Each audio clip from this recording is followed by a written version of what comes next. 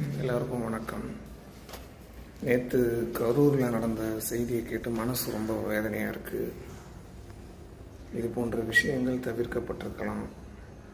மக்கள் ரொம்ப கவனமாக இருக்கணும். இது மாதிரி கூட்டத்துக்கு போகும்போது தவறு யார் செஞ்சுருந்தாலும் தவறு தான், நிச்சயமாக தண்டிக்கப்படணும். போனது இத்தனை உயிர்கள் திரும்ப வரப்போகிறதில்லை. என்ன சொல்கிறதுனே தெரியல. மனசு ரொம்ப வேதனையாக இருக்குது. காலையிலே செய்தியை திறந்தா ஒரே இந்த செய்தி தான் வருது.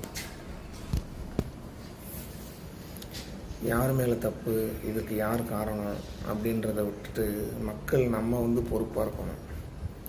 கூட்டத்துக்கு வரவங்க, மீட்டிங்க்கு வரவங்க எல்லாமே நம்ம சொந்தக்காரங்க, நம்ம ஃப்ரெண்ட்ஸு, அக்கா தங்கச்சி, அண்ணன் தம்பிங்க அப்படி பார்க்கணும். கூட்டத்தில் நெருக்கிறது, தள்ளுறது. நம்ம வீட்டில் ஒரு உயிர் போனால் நம்மளால் தாங்கிக்க முடியுமா? சொல்லுங்கள். பார்த்து செய்யுங்க.